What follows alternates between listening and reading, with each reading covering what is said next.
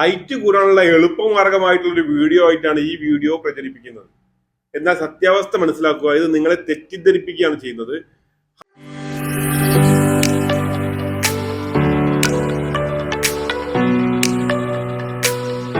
Height കൂടുക എന്നുള്ളത് നമ്മുടെ ജനറ്റിക്കലി ഡിപ്പെൻസ് ആണ്.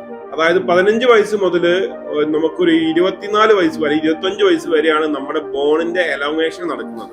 അതായത് ബോണിന് നീളം വെക്കുന്ന സമയം എന്ന് പറയുന്നത് ഈ ടൈമാണ്. ആ ടൈമിൽ നമ്മൾ ന്യൂട്രീഷ്യസ് ആയ ഭക്ഷണം കഴിച്ചുകൊണ്ട് നല്ലപോലെ ആക്ടിവിറ്റിയിൽ ഏർപ്പെടുകയാണെങ്കിൽ നല്ലപോലെ നിങ്ങൾക്ക് ഹൈറ്റ് വെക്കുന്നതാണ്. നിങ്ങളുടെ DNA അനുസരിച്ച് മാത്രം. നിങ്ങൾ പാരന്റിൽ നിന്ന് ഇൻഹെറിറ്റ് ചെയ്ത നിങ്ങളുടെ DNA എത്രയാണോ ഹൈറ്റ് ഉള്ളത് ആ ഹൈറ്റ് കംപ്ലീറ്റ്ലി അച്ചീവ് ചെയ്യും. അതേസമയം പുവർ ന്യൂട്രീഷൻ ആണ് ഈ ടൈമിൽ, അതായത് ഒരു പ്യൂബർട്ടി മുതൽ 15 വയസ്സ് മുതൽ ഒരു 25 വയസ്സ് വരെയൊക്കെ നമ്മൾ ഭക്ഷണ കാര്യത്തിൽ വളരെ ശ്രദ്ധ കുറവാണെങ്കിൽ ചിലപ്പോൾ നമുക്ക് നമ്മുടെ DNA ഹൈറ്റ് അച്ചീവ് ചെയ്യാൻ പറ്റിയില്ല എന്ന് വരും. പക്ഷേ 25 വയസ്സ് കഴിഞ്ഞാൽ പിന്നെ നമ്മുടെ ബോൺ എലോങ്ങേഷൻ വെക്കുന്ന കാര്യം വളരെ പ്രയാസമാണ്. അപ്പൊ നമ്മൾ അതിന് എക്സസൈസ് ചെയ്തത് കൊണ്ടോ തൂങ്ങിക്കിടന്നത് കൊണ്ടോ ഒന്നും നമുക്ക് ഈ ഹൈറ്റ് കൂടില്ല. ബോണിന്റെ ഡെൻസിറ്റി കൂട്ടാൻ മാർഗമുണ്ട്. നല്ല കാൽഷ്യം അതുപോലെ അങ്ങനെയുള്ള ഫോസ്ഫറസ്, മഗ്നീഷ്യം അങ്ങനെയുള്ള വൈറ്റമിൻസ് ആൻഡ് മിനറൽസും ന്യൂട്രീഷ്യസ് ആയ ഭക്ഷണം കഴിക്കുമ്പോൾ നമ്മുടെ ബോണിന്റെ ഡെൻസിറ്റി കൂടും, അതായത് ബോണിന്റെ സാന്ദ്രത കൂടും. അതുകൊണ്ട് ബോൺ ഭയങ്കര സ്ട്രോങ് ആവും, സ്ട്രെങ്ത് ആവും. പക്ഷെ എലോങ്ങേഷൻ നടക്കുന്ന പ്രായം എന്ന് പറയുന്നത് 15 to 25 വയസ്സാണ്.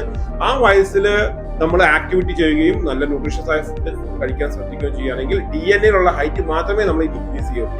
ഈ വീഡിയോയിൽ കാണിച്ച എക്സസൈസ് ഒക്കെ വളരെ നല്ലത് തന്നെയാണ്.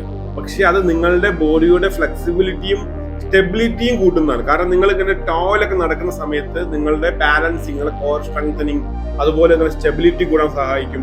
ഫ്ലെക്സിബിലിറ്റി വളരെ നല്ലതാണ്. ഇതൊക്കെ ഒരു സ്ട്രെച്ചിങ് ടൈപ്പ് ഓഫ് എക്സസൈസ് ആണ് ഇതിൽ കാണിക്കുന്നത്. യോഗയിലുള്ള അധിക മൂവ്മെന്റ്സ്, ഒരു 80% മൂവ്മെന്റ്സ് എല്ലാം നല്ല രീതിയിലുള്ള സ്ട്രെച്ചിങ്സ് കിട്ടും. സ്ട്രെച്ചിങ്സ് ചെയ്ത് കഴിഞ്ഞാൽ നല്ലപോലെ ഫ്ലെക്സിബിലിറ്റി ഉണ്ടാവും. ഫ്ലെക്സിബിലിറ്റി എന്ന് പറഞ്ഞ ഫിറ്റ്നസിന്റെ ഒരു 3ാമത്തെ ഘടകമാണ്. എന്നാൽ മറ്റുള്ള ഘടകങ്ങൾ കൂടി ഉൾപ്പെടുത്തിക്കൊണ്ടാണ് വർക്കൗട്ട് ചെയ്യേണ്ടത്. അപ്പൊ ഇത് ഒരു കാരണവശാലും ഈ ഫ്ലെക്സിബിലിറ്റി മൂവ്മെന്റ്സ് ഒന്നും നിങ്ങളുടെ ഹൈറ്റ് ഇൻക്രീസ് ചെയ്യാൻ സഹായിക്കില്ല.